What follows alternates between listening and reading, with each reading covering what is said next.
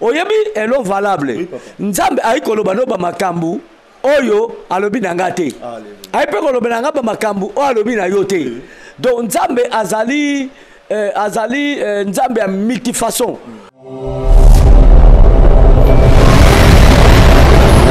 omoni ndenge Moïse abiseki bana Israël na buumbu Egypto eza ndenge Josué atambusaki bango te moi différence ezalaki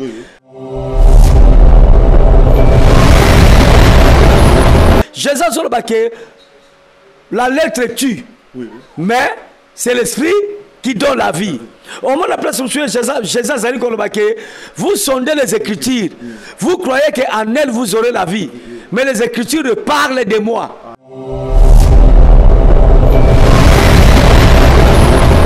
À part Oyekomami, il y a aussi l'inspiration. Yanzambe tina moka ko benda na wana koluka ba mindondo wana na mona ngoza na tina mokote tina oyele ki monene ezali muta bongo na motema andimela Yesu ava na bombo na ye azala assidu et le reste wana ekoya après par l'eau valable. Papa Vincent, c'est que la peste n'a pas de comme raison où ba osala na bango ba mai ba otika ba mai 500 francs au sombi mai au sombi pona yango obiki olongwe na maladie ya sida esili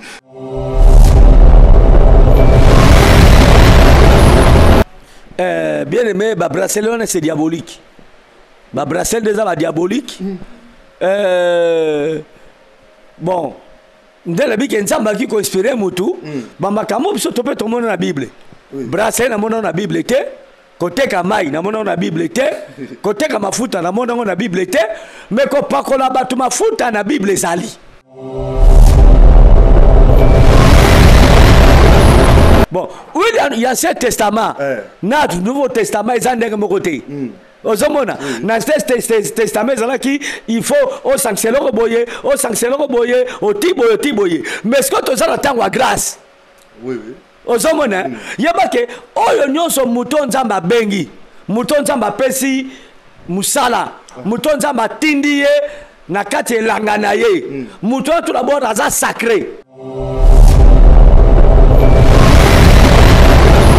yakamoni bato babomaki Jésus bamoni que Jésus a côté makambo contraire on se rappelle makambo contraire ya ba Moïse au contraire ya ba Abraham. Parce que Jésus a un Nouveau Testament, a un boyoka ni asika. Jésus a bouleversé par un belé. Yana bili kambali bosom tabongola motema. Bateye sang malamu andi melankolo abongola motema. Marc 6 12 elobiangu. Ba wendre batu will. Batu babiki sami oye zali Jésus Christ na ba ye connaît ba sali pratique oyo pourquoi ko luka mindondo ko compliqué la vie chrétienne c'est clair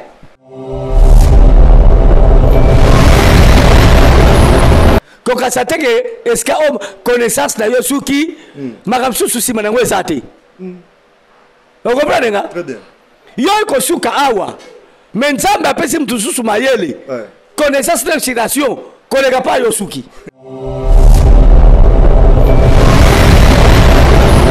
tala makambo yo Paul ateya na Bible ba Pierre bateya ngote oui oui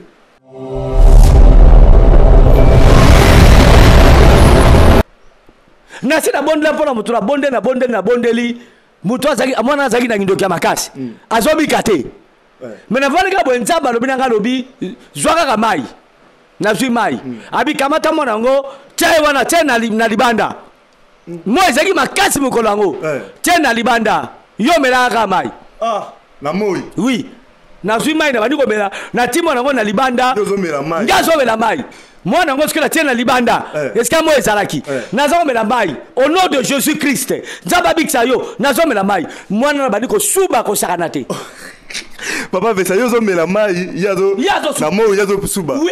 Wana za bondoki Papa Vesa.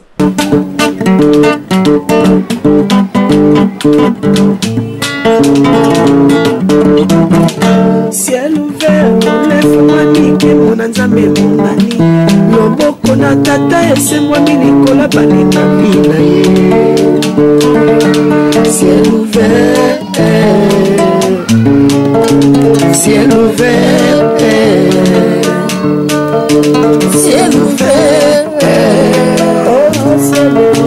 ciel ouvert ciel ouvert ndeko landaka yango ndeko talaka yango na Vincent Makeba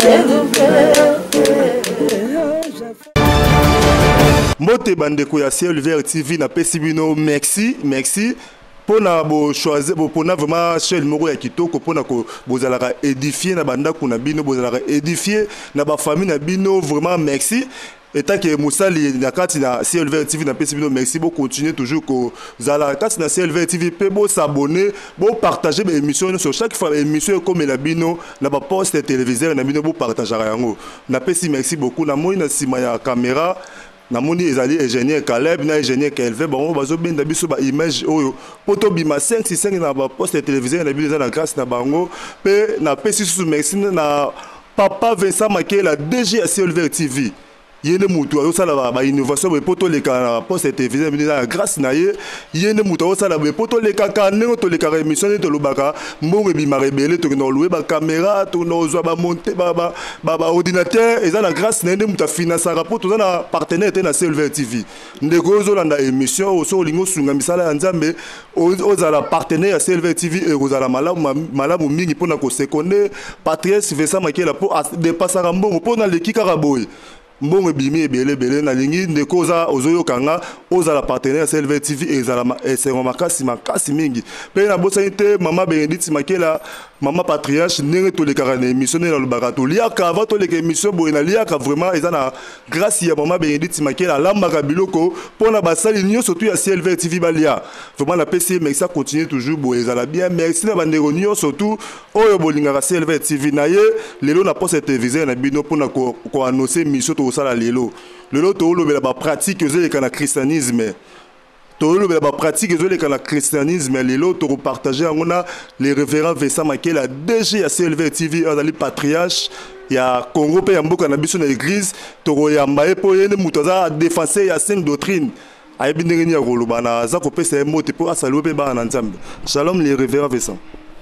Shalom, l'homme valable, petit frère Jésus-Christ, c'est moi en tout cas Nzambe, l'ingénieur, cerveau électronique Nzamba Pambola.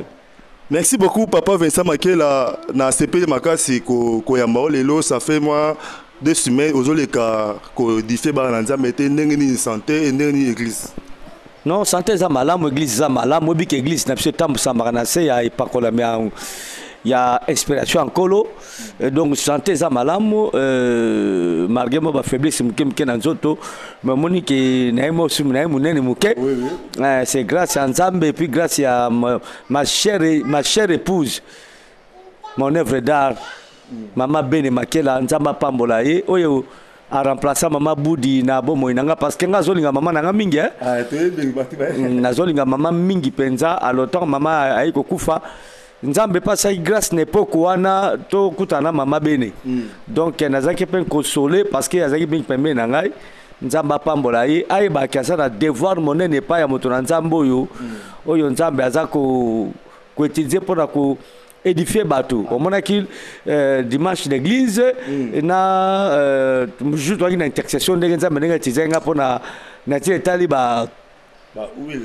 oui donc si on prend des malades à bateau et on prend des témoignages qui va bigisami donc maman Benaza na mukumba munene ya komema liboso na ye mosala Nzambo yo munene on Nzambe nganga depuis 1984 tilelo oyo to c'est la Nzambe vraiment Nzamba Pambola pese bo molai pe sagesse bo mama alors natina ya ba matériel ya oyo la sembela na pesi papa Edith Sungu évangéliste mbote mingi parce que aza moko bato alobaki osomba so caméra professionnelle. Oui, oui. Donc kala mingi te so nzamba asali grâce caméra ne koya. Otozo souffrir makasi papa Vincent tala au dépasser mbongo to louer ba caméra na ba ordinateur po bandeko ba la émission.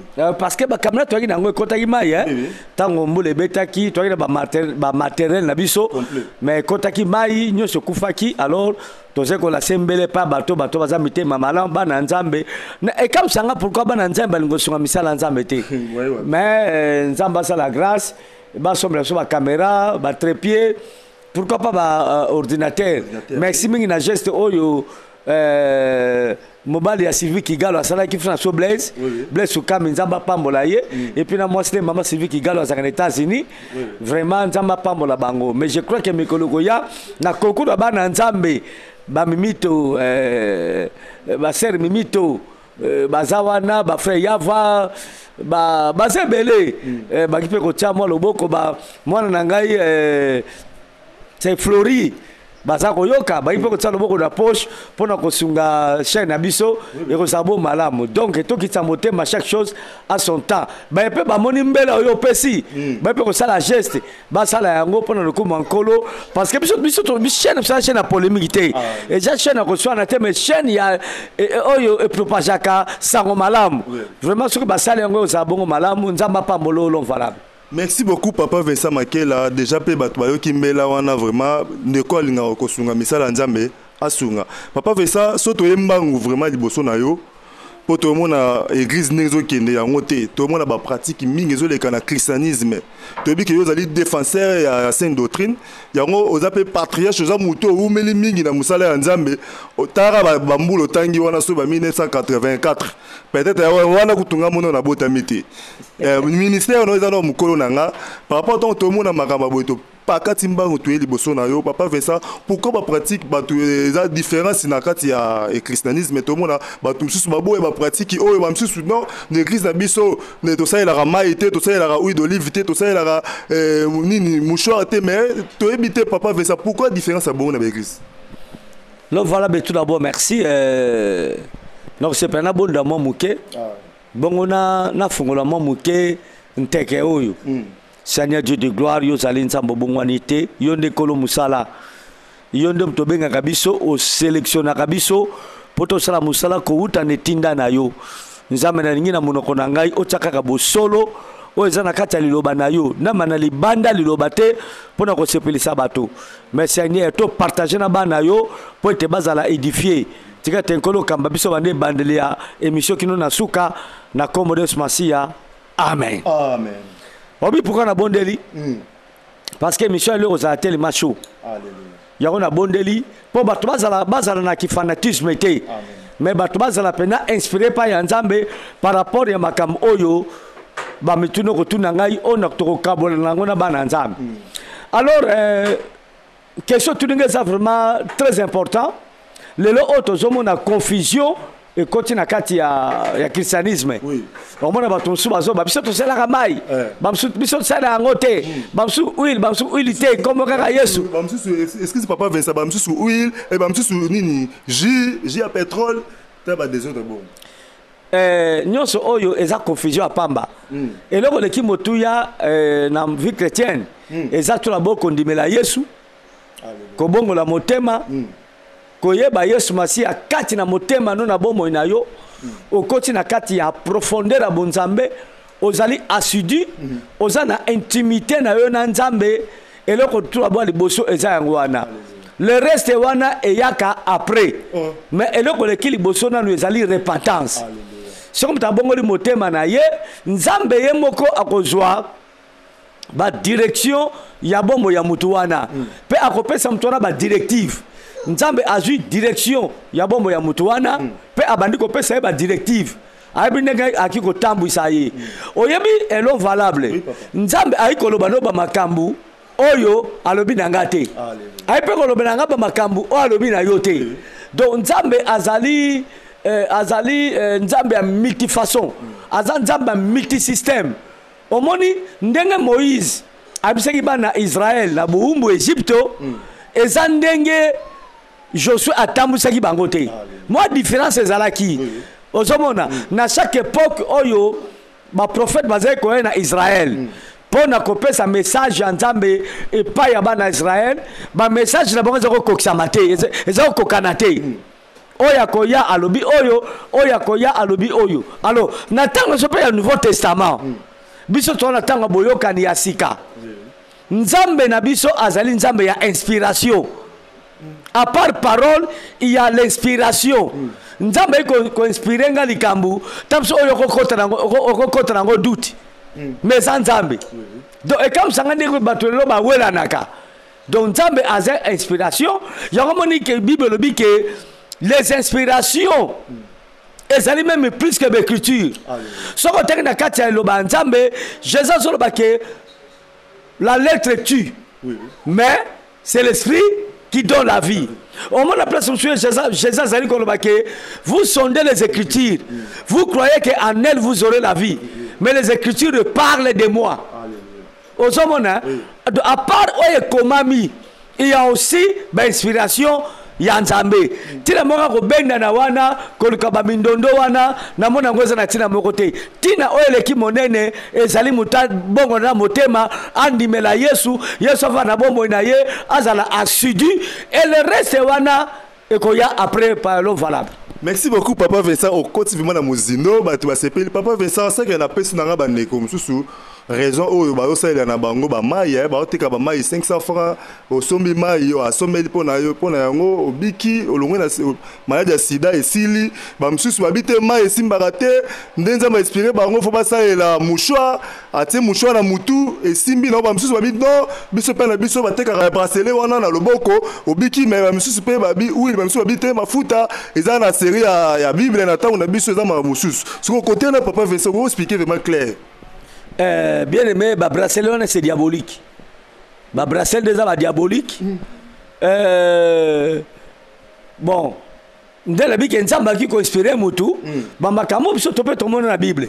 Bracelet na monde na Bible té, côté kamai na monde na Bible té, côté kamafuta na monde na Bible té, mais ko pakola batu mafuta na Bible zali. Ah. Oui. On nous a pour papa ou pakola ba futa na.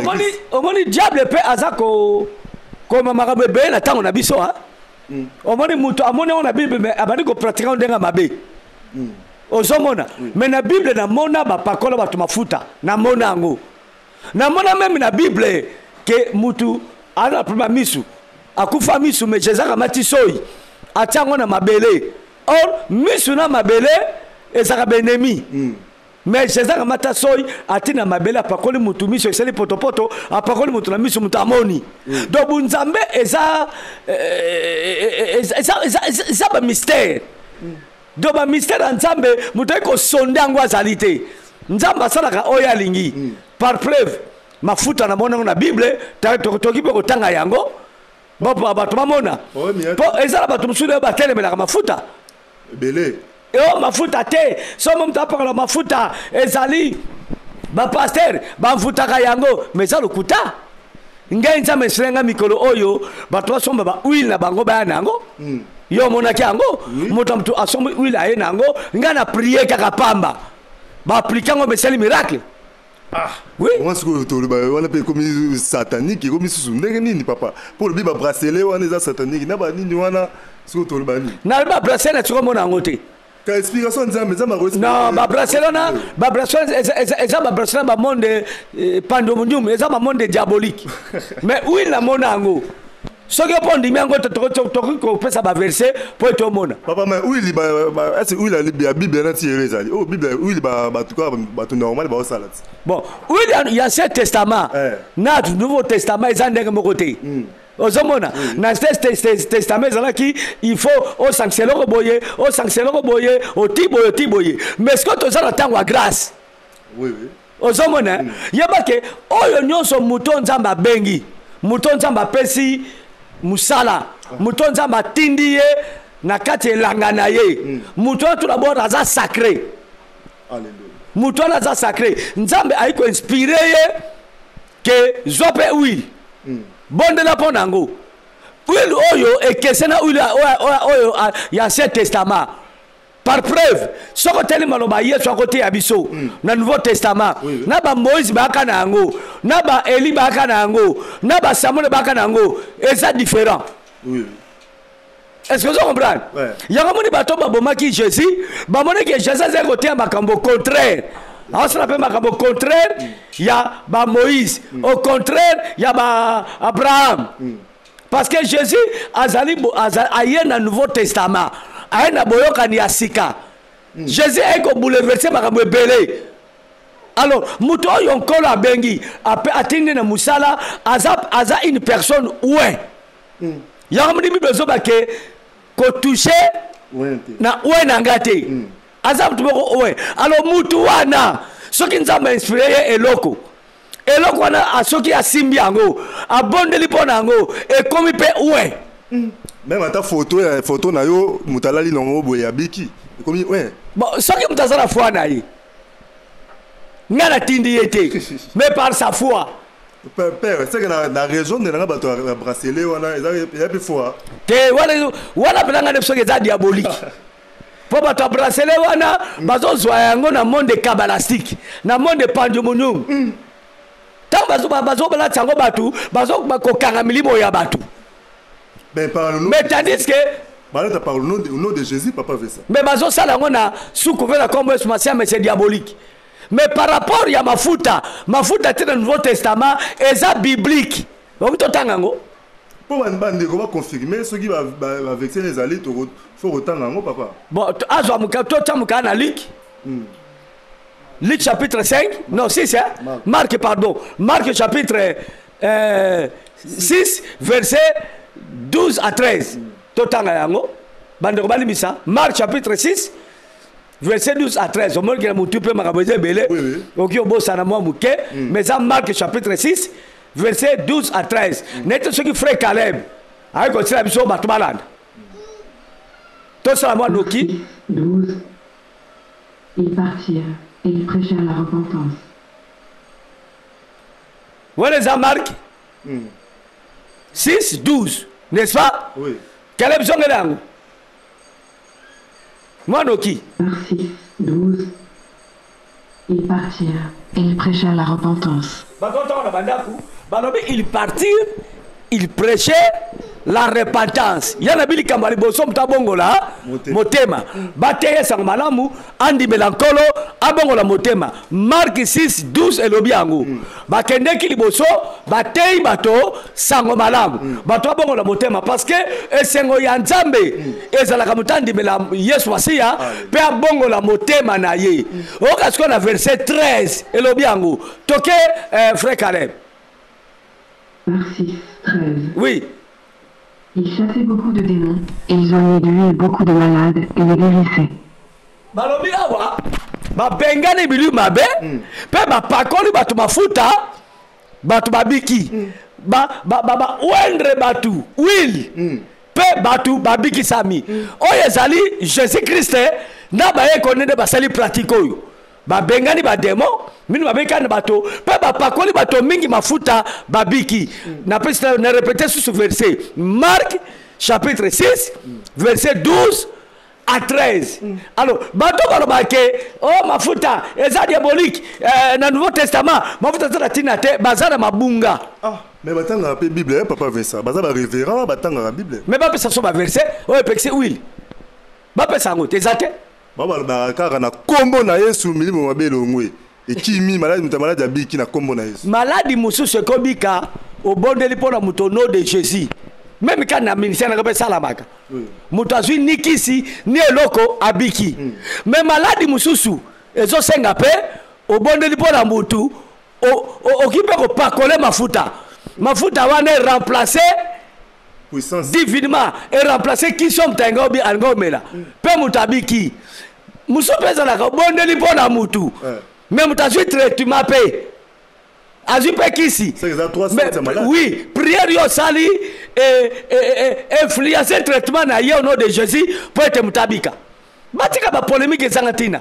Bible est claire ngana pesi chapitre verset Marc 6 12 à 13 parce que bango ba pesa verset ozo pekisa batuma parola ulte exact ozomona très bien eza ba mateya moko diabolique bazonga babungisa bana nzambe wile pekisami te ba yesu ye moko na bayekoli baketeya bato abongoli motema nsima na yango bachasse bademo mpe bapakoli bato mingi mafuta bato wana babiki babitaki bapakoli bato mingi mafuta na kombo na yesu te so baingi azongela yango bapakoli bato mafuta babiki wile babiki c'est ça le problème pourquoi koluka mindondo ko compliquer la vie chrétienne c'est clair bitu biso tomikisami na moboko ya liloba na nzambe ezala kati ya bible parce que bible dit que les écritures est inspirées de Dieu eza etili mpona koenseigner bato alors yoko tia bato makambo eza na bible te pesa biso version oyo ezopekisa bato mafuta pesa yango eza te.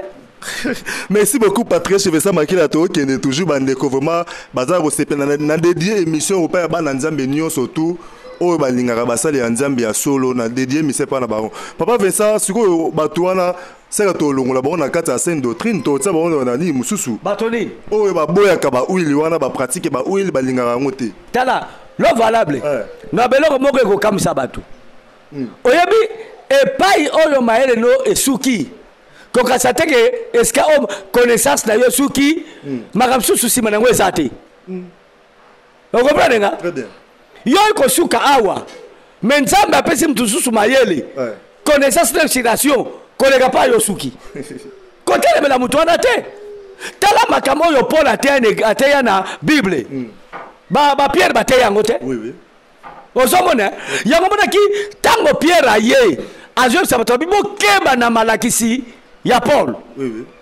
bokeba na malakisi ya Paul yango monaki meme na bible omona bapotre ya bato bazali kolanda Paul na bato ozolanda Apollos bakomaki na badivergence baso balobiki Paul aleki baso babi Apollos aleki mais ntango Paul aye alobi ngai Paul nazarie Apollos azarie eloko leki monene eza koyeba Jésus Christ.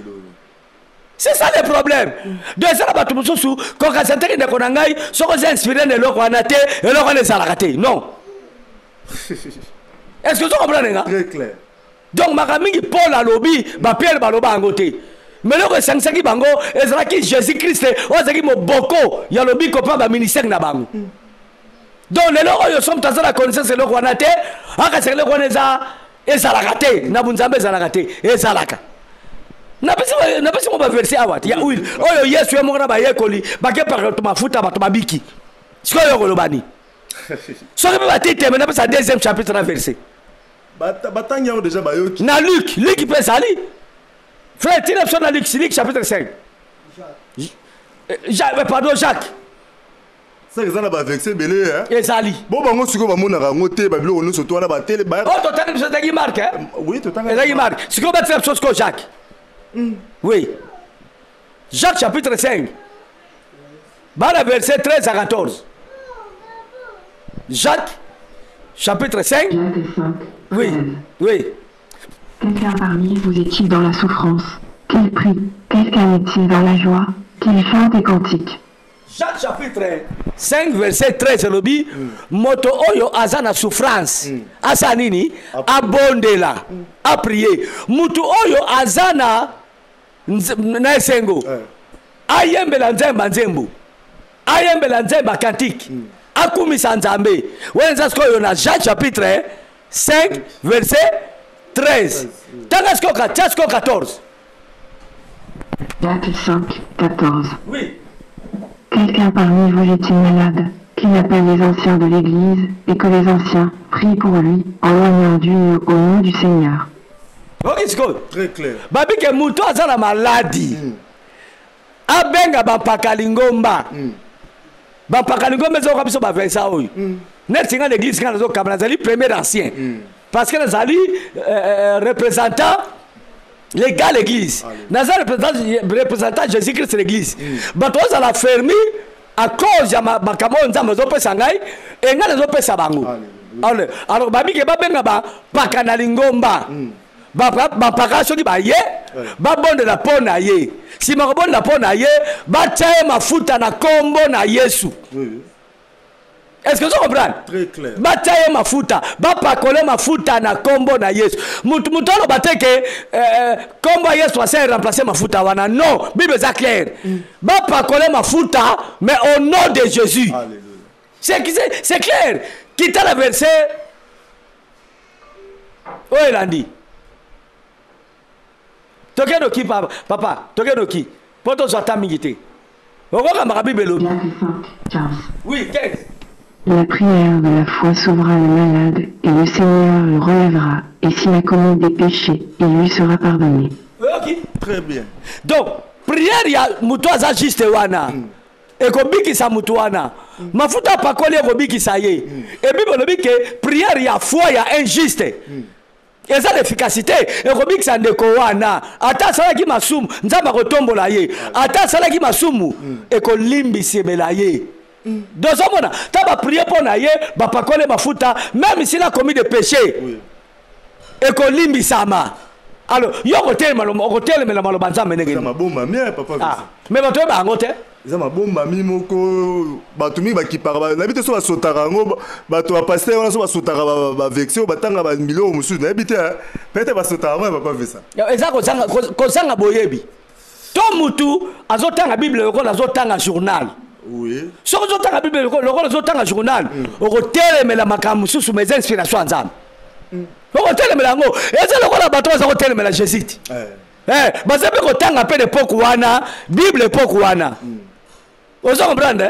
Vous avez un peu mais vous avez au contraire, or que présence à Jésus-Christ, c'est plus que l'écriture.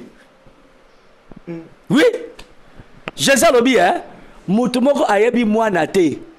Pe mutumoko ayebi papa te. Bobele se muto papa lingi a révélé ye. Donc ça va révéler Jésus-Christ te. Au côté le melaye. Bon papa veut ça. Bon pasteur on a déjà tant muto komi da musala nzambe. C'est quoi Jésus-Christ? Oh, tant komi déjà pasteur. Il y a peut-être ba pasteur mingi ba mitia.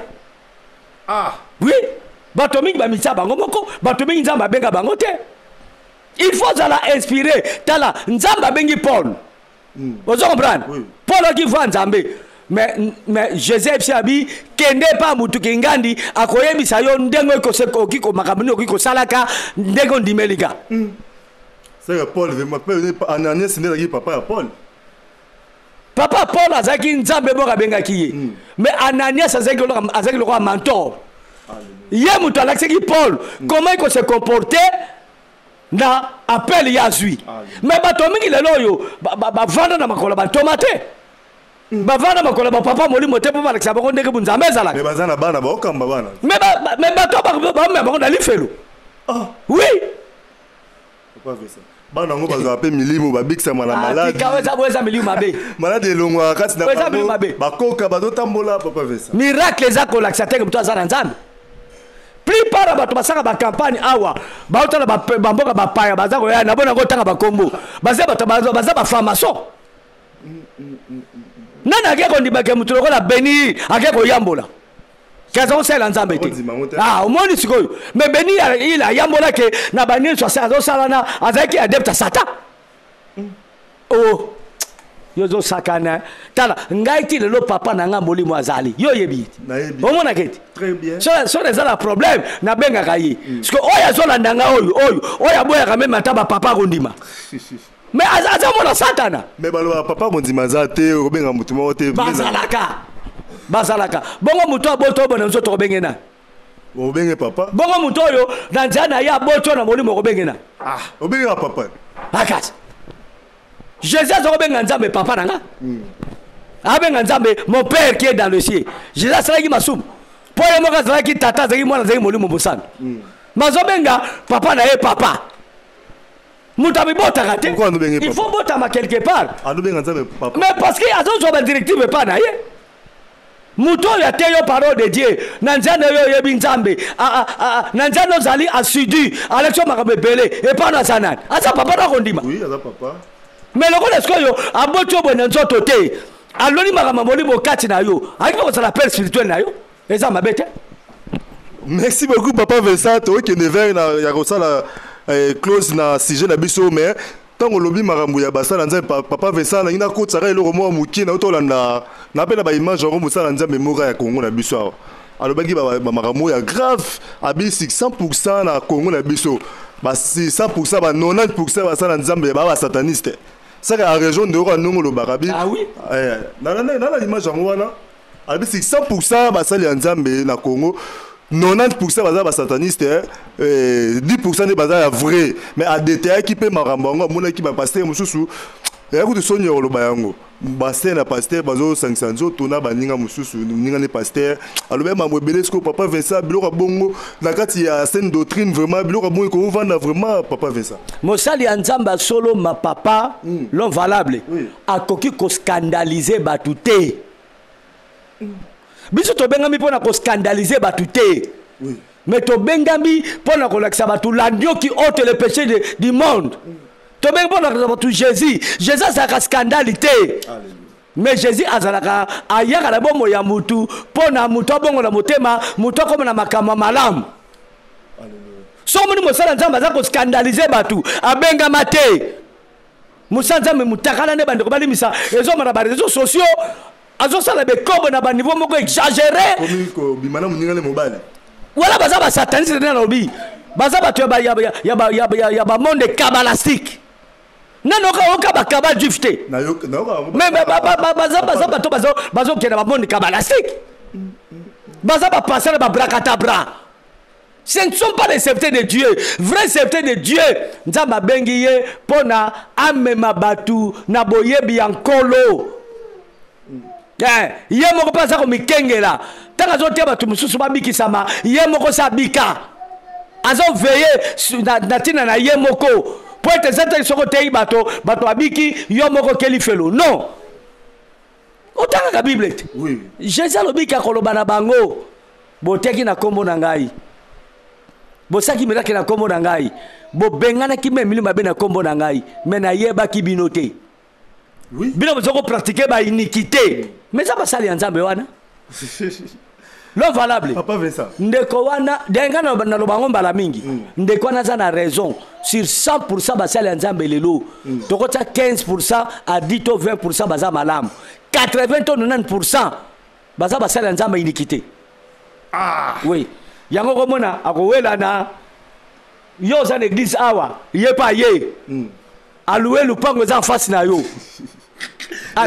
ati ba bafle et comme le rôle wenge BCBG na maison mère bakisa susu na El Paris mususu aya fungoli awa or ngai ndenge na ebeli nzambe soki na kuti ndekwaza na etonga awa ngana ko église face na ete na luka pa mususu vraiment oui poto sana papa kaka moko tozoluka bato bongo la motema mais yako tana pona nini yazoluka bato bongo la motema te azoluka ayebana asala succès azoluka ba base c'est ça ozo comprendre Saint-Esprit comme ça Saint-Esprit te Jésus contre la contre Jésus te et ça pratiquement impossible. D'ailleurs Bible na biso mi be kwa liboso nzamba pesi biso to linga na biso po ba mokili ba mona ke toza ba ye koli na ye ngana ko bundisa yo te so toza kamoko ya Jésus jamais.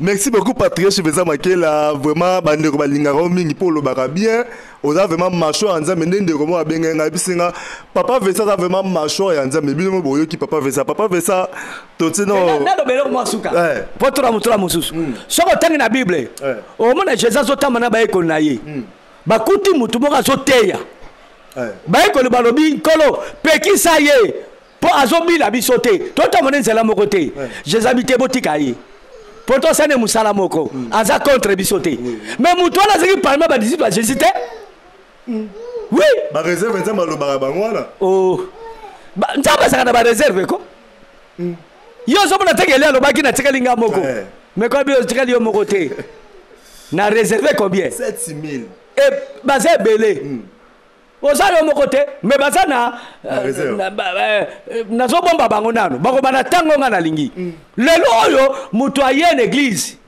assemble pas pasteur Vincent pasteur Vincent tie maboko a comme soit ancien to gagner dame soki akeska moko alobi kaka brodo ati motroboko akwei oka elobi kuna seule église prophète même l'église onga na kambaka bato bongo bazali bana so mapa na ngai oyo na yebi eska ba sona na tabo maboko te bakoma ba prophète bakoma ba évangéliste mais l'église kuna azaki ne kaka tam sukutu mutu azaki équipe théâtrale azaki na Coran oui. Mais Rosa appelle le Ranzam, mais Rosa dans le ministère. Et le Ranzam, il a une procédure. Il a une procédure. Kuna ibsa ba ki yo papa na bango. Pardon? Kuna ibsa ba ale ki yo papa. Te batanga ba koma ba toloka bisote. Ako sala scandale boye, ba ko tsa sur la même sac. Ngai bano ba ko ta kombo nanga, baza bano bazali ko respecter parcours. Alléluia. Il faut respecter parcours. Moi na bota makalia ka mukolo moko te. Ako bandana mabele akola na tola mama si mabandi bandi ko melise mo poto si maman fufa pete c'est très profond hein voilà oyo kaka mbala moko be pof okomi soki nani te wala bataka bakombo na ngate pardon merci beaucoup papa Vincent.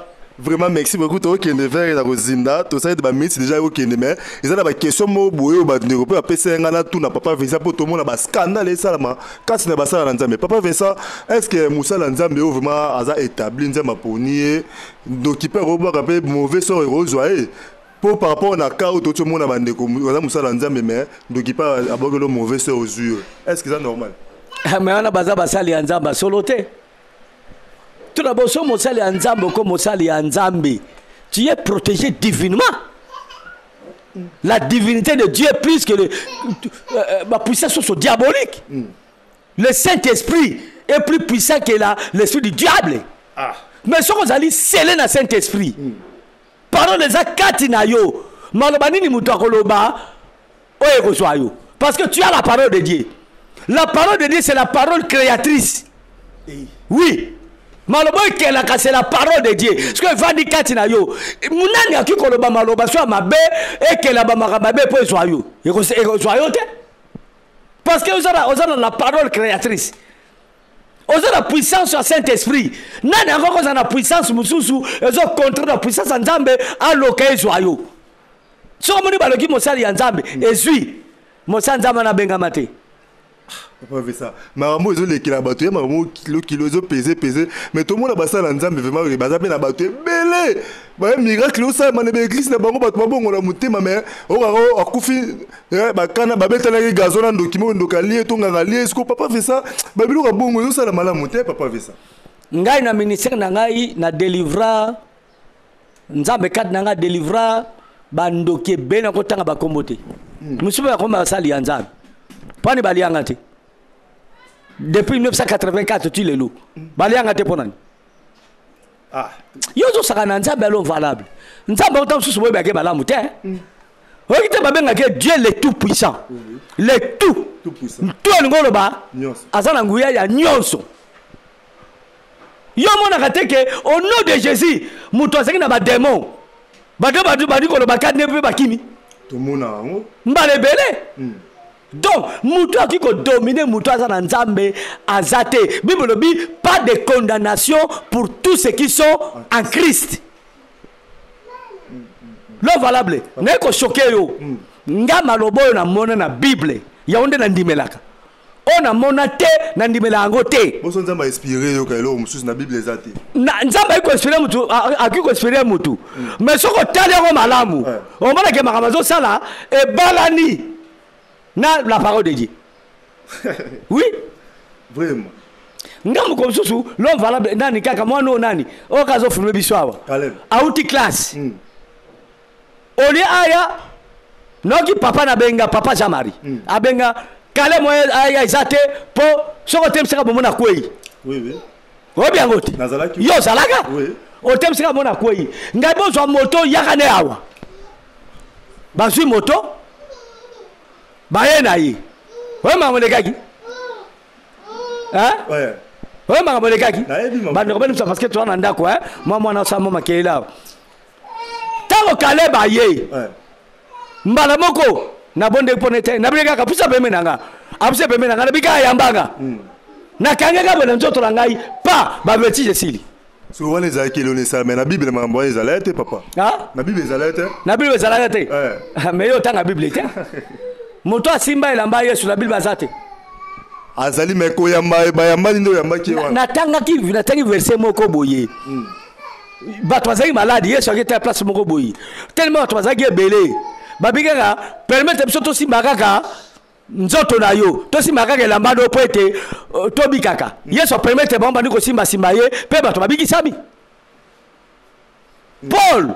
Bato bazwa meme bilamba na bango. Bazo papa na nzoto Paul. Po bageta bato bazo bela bato babika. Oui oui. Nzamba za mystique. To limitaka nzambe te. Même Pierre elilingi na yeka boye bazo. Ah yo moko lobi yango. Bato ko ete bato bazobika. Bazobika. Donc nzamba multifaçon. C'est lui le tout puissant. Asalaka oya lingi et puis nzambe a temps pe nzamba circonstance. Na circonstance moko ekomeli yo. Nzamba eko sala ka utiliser ngandenge wana. Yo ko peksango te. Na sina bondela pona mutu na bondeli. Mutu azaki amwana azaki na ngindoki ya makasi. Azobika te. Mais na vale ka bo nzamba lobi nanga lobi zwaka ka mai. Na zwi mai. Abi kamata mona ngo tshai wana tshena na libanda. Mo ezaki makasi mukolo ngo. Tshena libanda. Yo mela ka mai. Ah, na moi. Oui. Na zwi mai na bandi ko mela na timo ngo na libanda. Yo zo mela mai. Ngazo mela mai. Moi nango ce que la tienne libanda. Est-ce que moi ezalaki? Nazo mela mai. Au nom de Jésus-Christ. Nzamba biksa yo, nazo mela mai. Moi na bandi ko suba ko sakanate. Papa Vesa yo zo mela mai, yazo. Na moi yazo suba. Oui. Wana za bondoki papa Vesa. Mais bondoki ya bunzambe le kia satanati. Et bon, ok, retourne papa, moi nangai, n'a pas si bon te couple, papa David. Marabole kaki na foyer na bango c'est déjà jamais vu. Ngala za ngana kisasa awa. Tozo bondela. Mais ba baza na poto na France. Mais be fait salami na ndako na bango. Be fait salami na bomo na bango. Mais tout na bango na pesa bombote mingi papa David na mama Yuyu. Nzamba salenga grâce wana. Sikona koloba nini? Tout na papa da évangile dit. Ngala za kisasa awa. Baba za na poto. Bazo difficile ka moko songolo ngala zobonda awa mais kuna be fait salami ah oui papa Vesa sko to vraiment to ke na ozinda et l'autre question roza ba dernière question na ngai sko bande romingi ba nga ba tuna nga ba question mais na boso na tuna na ba émission ba nga to ça papa Vesa tuna na to comprendre te ba biloko bimisa kilo secret na yeme zalarani nzambe mtabenganga naza mobenga be nzambe pe motinda mi ankolo Yesu. C'est tout. C'est que dans le bani. Vraiment. Nazo banga nzambe. Naza na intimité. Na nzambe. Voilà. C'est que nga wana ko banga nzambe. Ko sala bomoko na nzambe na molimo musatu c'est tout. Na Jésus-Christ soit ankolo na ngai. Ya baba ngi na lo bani. Merci beaucoup. Wana zaki to yamaki papa Vincent Makela patriarche. Yimono yebi to yaki mbangu pona ye parce que biloko wa zaki kilo. Musu libisanga yi. Mwana nanga Sylvie Kigalu, les États-Unis. Lokolezo tungisaye. Lokolezo tungisaye. Ngala zana kisasa. Ay papa ngaya lokolo moyete banini. Na bisala kaka boisala boy na bondi lipone lokolonien. Wa to memo pasteur international. Ou bien comme. International international. Nazala mwana nzambe dans les États-Unis au sambela pona ye mutana na France mutana na Angleterre na Amérique na Brazza siko wana obimit bana ya Congo pasteur international za la raté to saka batinda mi ankolo mais le rôle nzambe aza illimité akosa lo ya ligi mais bible lobi ke nzamba lobi loboko na ngeza bokuse te pona sanga kobikisa ni matoi na ngai za na bosito te pona sanga ko yoka mutakosa na Singapour mais yo prier pour awa so za mosala nzamba solo mutona ndimeli nzambe pe andimi maloba yo zoloba parce que Jésus loba ki boyi bondimela nzambe bondimela pe ngai et puis loba ki banu so kondima maloba na tikat na bino soki bandimeli ngai à travers bino makamemne ne sama na bomo na bango moi je crois la parole naza suni na parole faut miracle salama voilà. Merci beaucoup papa Vincent, merci Zamba Pambolo papa Vincent, merci vraiment bandeko bazwa ki vide sengo bazwa ki vraiment libaku ya olanda émission boyoki o papa Vesa lobi akoti na muzindo ba misusu ba mitungisa makana ngo boyoki ne papa Vesa azalaki en couleur noir sur blanc ndeto le baka papa Vesa torobi vraiment presque na suka na moni basala biso signe torobi na suka oyiko pesa biso kaka mot de la fin na pe osali conclusion na mambo lobi pona ko édifier toujours ba na nzambe mot de la fin ngolo ba pona émission lelo batu ba tungisa mate ndimela kaka nanu Yesu o bongoli motema no dans la vérité pour mona ndenge nzamba sala kana batu tala l'homme valable nde bato ba konzamba lobelinga bato so bataka tembe nzamba lobaka tala ka sali biso apesi biso munoko bongo moka azala baba apesi so misu bongo moka mona kate apesi so maboko bongo moka simba kate apesi so makolo bongo moka tambola kate parce que nzamba bi faisait l'homme à notre image donc soki muta simba kanzamba simba ka koleka mutu soki muta lobaka nzamba lobaka koleka mutu soki muta tambola nzamba tambola koleka mutu parce que ça Dieu le tout puissant soki tuni ma fille chérie na simi motema serigeti yo bodo zalagao akoyebisa yo ya za na Hollande ngana za awa mais to priaka nembala mingi to solaka nembala mingi ya mona be fe bele ba manifestation nzambe na bomo na yi haiko tsama mi commentaire aifsa batu on a besoin de masolo. Attends, on sait que ce livre me commenter ba ndeko ba confirmer ma mon patriarche veut ça manquer la zone ba sur solo. Ti ba to ba kaza aza ezaki fanatisme. Mais tandis que c'est rigette aza parmi ba ser on a ministère on a vu nanga markanga. Pe na ministère nanga markanga par rapport au tambo le kat nankolo ko respecter ba principe ko banga nzambe.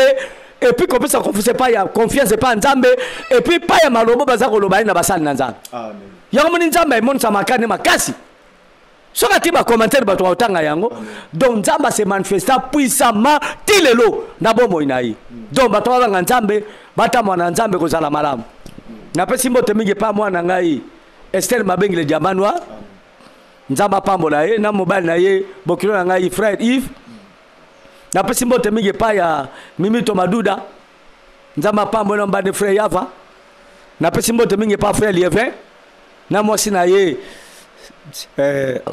excuse ma sœur Gigi na pesi mbote mingi papa Igiti sungulsina na lobaki na bango na mama Nancy mwana Popi mama Ti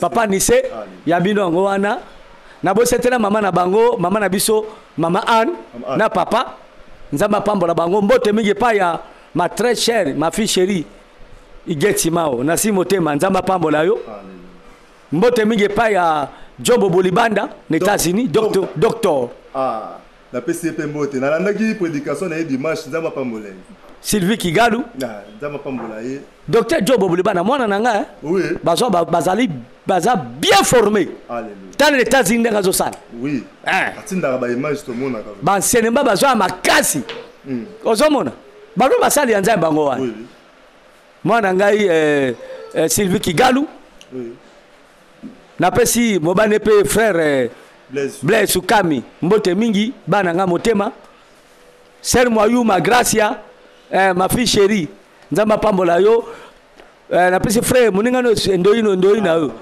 frère Cédric les États-Unis mais azonga ki tokutana ite oui OK et puis na pesi mbote mingi pa ya Patrick Kamanda international yepa international yepa auta ke États-Unis azalaki awa azonga pe tokutana ite oui c'est pas bien ça beaucoup kende beaucoup tana kana papa na lobela ki c'est skizaki OK mbote me pa ya Yantes Espérance siskale motema li passa na ngai na moi sine mama Brigitte Makela Nzeza nzamba pambola ye na pesi mbote pa ya Brigitte Pangi nzamba pambola ye mwana ngai makoko Sœur Naomi yo yango wana nzamba pambola ye bazembele sobona tanga bango ezango bulu frère Flori oui na simo tema nzamba pambola yo nani susu na bosena basaula kimanga mete basaula oki papa lo basaula kimanga ibo abwaka papa baba tamsa akoma na papa mususu papa ba changer arrêté te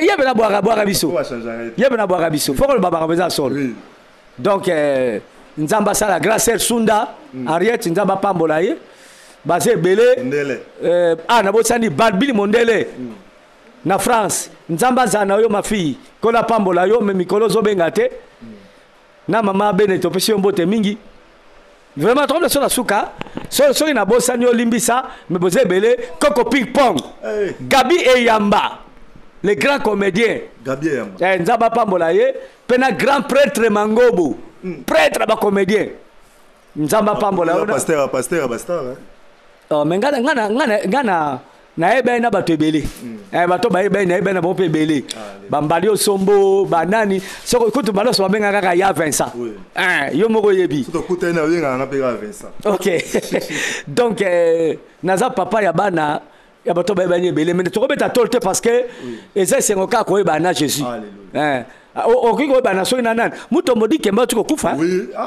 tu bosses que pesa ba méconnaissance na sportif nyo surtout ya RDC na famille mobimba na ye famille biologique na RDC mobimba parce que ndekona pas même qui drapeau mboka na biso likolo mais tala pour mona ke bombo ya mutesa Jésus eza nzambe muto mbodi que mazana azana hôpital et puis azana États-Unis mais tala malade abeli timer ya mutu ya ne timer ya cerveau cancer de cerveau bakoki angote depuis 2022 yewana atiki tout bato basaka tembe na nzambe te tozaka baleki nzela toza ba passager tozaka nzambe likolo Yesu likolo maana bato bafingaka Yesu maana bato oyo bandimaka nzambe te ba ete nzambe asunga bino nzambe pena asunga bino. Voilà, nakomena vraiment nasuka nzamba lekana ko sala grâce mbasima tokutana poto sala émission ya sika mbote mingi pa ya mon œuvre d'art la plus belle femme du monde Mama Benite Chipatoka nkutu Chipatoka kufa Mama Benite Makela Kolo Makusa nepte suri le loro lambela ngani ponalia nzamba pambole mingi na bana na nganyonso Sephora Makela, Plamedi Makela, Yamai Makela, Bellevin Makela, Princesse Makela, Délice Makela, Grâce, Bénédicte Moké, Napesi Mbote Mingi Paya, Kevin, Nzamba Pambolaye, Barachi, Makela, Bazebele. Na yo moko pela pesi Mbote Nzamba Pambolaye, sans oublier Fibo, fils à papa. Merci beaucoup, Patrick. Ok. Merci, tu as commis presque dans Soukra, il y a une émission. Plus 243. Naïbi Korotango wana 81 44 131 plus 243 81 81 281 44 131 voilà. Merci beaucoup, merci na bande ronyo surtout oyo balandi émission oyo nzamba pambola bino bao bazinga kosunga misala nzambe na beti société bosunga bozala ba partenaire ya Ciel Vert TV nzambe ya Patriarche Vincent Makela akopambola yo na moi na sima ya caméra ingénieur Kalebuya alelo abi mikolo abi otikala simate comme ingénieur otikala simate ne muto ba biso ba image vraiment nzamba pambola ye na moni baza c'est commentateur c'est connaître Kelvin vraiment ba continuer toujours ba okola ba mesana nzamba mona bango na bosanité bande connu surtout balingaka Ciel Vert TV bazana mukili mobimba Letisa Mayala na pesi merci aussi na pasteur José na Londres ala na rappel Ciel Vert TV na PCB merci à continuer nzamba pambola ye na partager un peu d'émission baza ba partenaire na Ciel Vert TV ouais pour émission boye au mona izo ba vie mingi te balingaka na kopana te papa vesi mais soki na yeka na badiko lo ba makambo ya moi so bakangaki anani Marian so badika Marian Tumba oka ba vie soko kaka bandi ndeko na imbécile na ye mama na ye ba vie bato balingi mingi molili ba ezaka na ba vie mingi te mais likambo te ata deux personnes batali gloire à Dieu. Merci beaucoup. Te pena pesi na vallée de Bereka mobimba ko banda na Patriarche Vincent Makela basala nzambe nyonso pe ba sien ba mzimino surtout nzamba mona bino sans oublier Divil Osambo na vallée de Bereka nzamba mona yo apambola yo famille Makela mobimba bande ko na nyonso surtout na Sephora na pesi vraiment ba félicitations nzamba pambola yo pe bande ko nyonso surtout ya famille ba nzamba pambola bino na bosanité Bekla Ibi Ani Mayala bande ko nyonso surtout Doumer Mai ndeko nanga Belve Makela nzamba pambola yo to komi presque na suka boza la brancher na CLV TV nzamba mona bino. En tout cas naza fier na moi nanga Sephora Makela assisi classe bazo koleka na mingi te vraiment ba gros bisous au sali fierté famille fierté yanga pa maman na papa na yo maman na yo bande kononyo surtout nzambe vraiment azana yo apeso bomi mulai zala sage parce que ozo porter fardeau munene na libota nzamba pambola yo. Ciao, tokomi à la prochaine émission. Merci.